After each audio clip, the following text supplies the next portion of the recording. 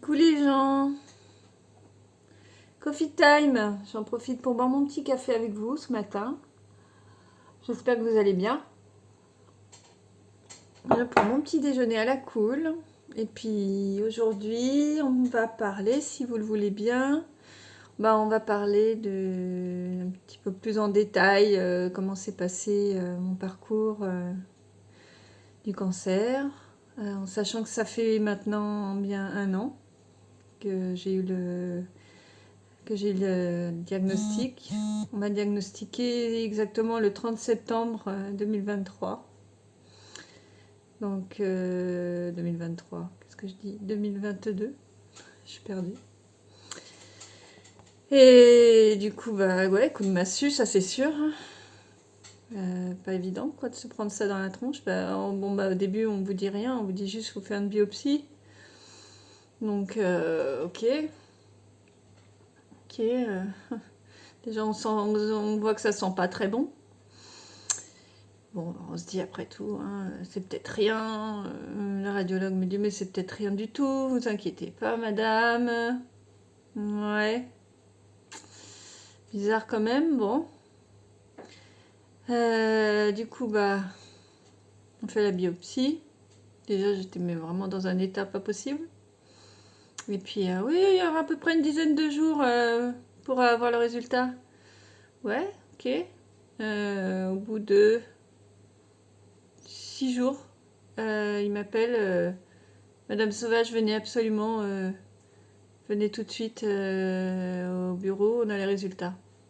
Ah, moi j'étais au boulot, il était presque 18h. Je fais, je peux venir demain parce que là il est un peu tard quoi. Non, venez aujourd'hui. Ok. Donc là, je trouve que ça sent mal. Alors vraiment, vraiment pas bon du tout.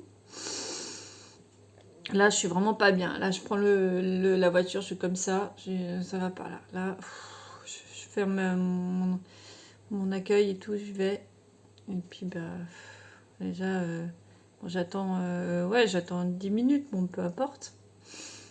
Et la radiologue, quand elle me voit, direct, on rentre dans son bureau, elle ferme la porte. Alors que la porte est toujours ouverte, habituellement. Là, elle ferme la porte. Là, je dis, bon, c'est bon, je suis cuite, quoi. Et elle m'annonce, ouais, vous avez un cancer. Alors là, elle continue de parler, bla bla bla bla bla bla. Je n'entends plus rien. J'ai juste entendu le mot cancer et là, la vie, elle s'effondre. Je sais pas si vous entendez les petits miaulements. On a des petits chats à la maison, là. C'est pas moi, je vous assure. Hein. C'est les petits chats qui miaulent. Ouais, donc vraiment, dur, dur, dur, dur. Bon, j'essaie de rester forte. Et je sors du cabinet de radiologie. Et là, je vais dans la voiture et je me mets à pleurer, pleurer, pleurer, pleurer, pleurer.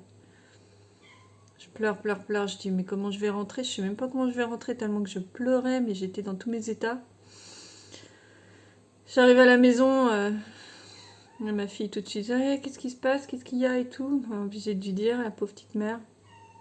Elle se met à pleurer aussi. Oh là là, enfin... Une soirée, mais horrible, horrible, horrible, comme vous pouvez vous douter. Parce que, voilà, au début, quand on a le diagnostic, on comprend pas, quoi. Il y a tout qui s'écroule autour de nous. On se dit, voilà, quoi, c'est fini, c'est quoi? Bon, après... on m'a dit que ça a été pris à temps, que ça va, c'est pas très gros, la patati patata, mais on se raccroche après à toutes ces petites phrases d'espoir. Et après, après, on se met en mode combat, quoi. On veut s'en sortir, quoi. C'est sûr qu'on veut pas y rester. Donc, on fait ce qu'il faut faire et c'est comme ça, quoi. Mais c'est dur, c'est vrai. C'est pas évident. Donc, voilà. Après, moi, on m'a dit que j'aurais que de la radiothérapie. Donc, youpi, j'ai dit bon, enfin, youpi. Façon de parler. C'est dit ouf, j'échappe à la chimiothérapie. C'est déjà ça. Sauf que le problème, c'est que... Bon, j'ai la chirurgie, évidemment. Mais après la chirurgie, ils arrivent mieux à voir qu'une biopsie, en fait. Et à la chirurgie, il apparaît que la tumeur ne fait plus 2 cm, mais 3,5. Donc déjà beaucoup plus grosse que ce que c'était annoncé à la biopsie. Ok, bim, premier coup de massue. Et puis après, on m'annonce aussi que c'est un cancer agressif. Bim, deuxième coup de massue. Allez.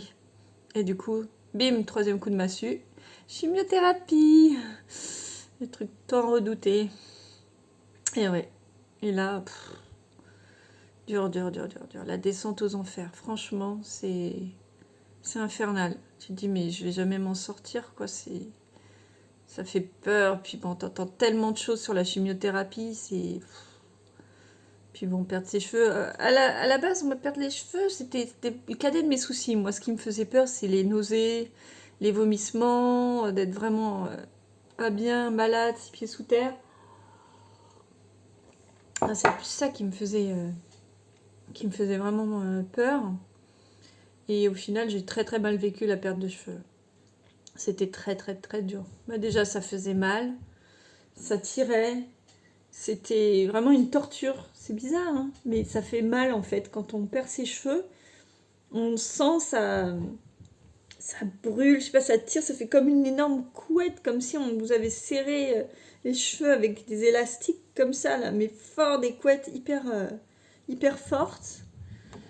Et au bout d'un moment, j'ai dit à ma belle-fille, j'ai dit, allez, vas-y, prends la tondeuse, tu me rases tout, quoi. Et là, waouh. Tu dis, c'est qui cette personne, là, toute chauve, là? Et ouais, c'est moi. Bon, j'ai eu de la chance de ne pas avoir trop maigri, donc je faisais quand même pas trop maladive, quoique si, il y a eu une période de traitement, surtout avec le Taxotere. En fait, j'ai eu 4 séances de EC.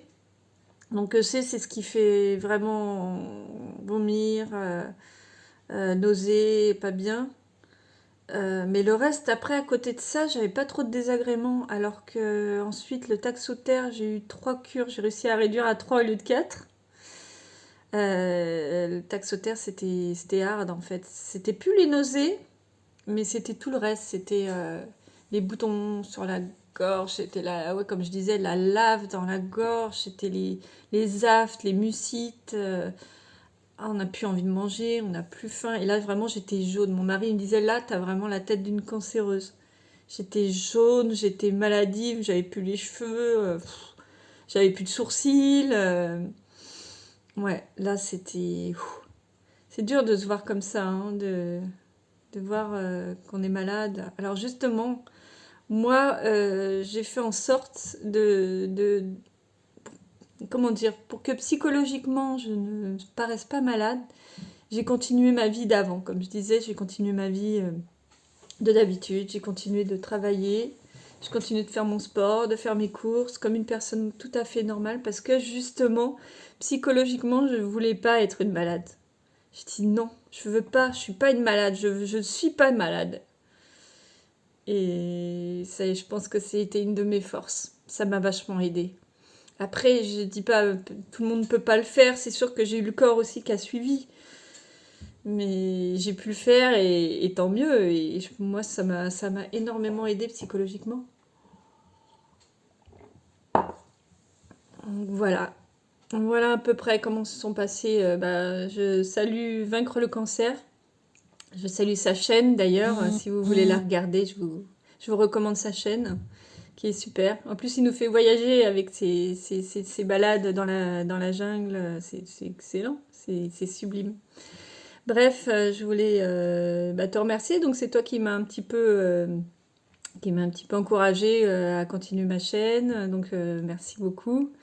Ça fait du bien de se soutenir entre anciens combattants du cancer. Je ne sais pas si on peut dire anciens combattants. C'est un peu comme une guerre, ouais. Enfin voilà, vraiment, c'est gentil comme tout. Et voilà, je vais parler un petit peu de mon traitement. J'espère que du coup vous en savez un petit peu plus. Ça fait du bien de se livrer autour d'un bon café. Voilà, je me suis confiée à vous. Je vous ai dit un peu, mais voilà, ce que j'ai ressenti, c'est dur d'en parler. Hein. C'est parce que bon, c'est derrière moi, ça fait 1 an. Enfin, c'est pas tout à fait derrière moi parce que malheureusement on y est toujours. Voilà, j'ai toujours mes injections, j'ai mon hormonothérapie, Enfin voilà, on continue d'avoir des examens à gogo, des mammos, des radios, des sentis, cardiaques, échocardiaques. On a des tonnes d'examens, on n'est jamais à l'abri. Et puis bah, à chaque fois on tremble, ça c'est sûr. On a toujours l'épée de Damoclès sur la tête, comme on dit. Et bon, bah on vit avec, mais bon, on essaye de pas y penser, on pense à d'autres choses et voilà.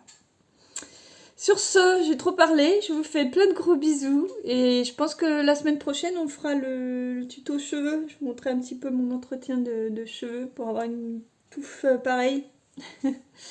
Voilà, je vous fais plein de gros bisous. Bonne journée à tous. Bye bye.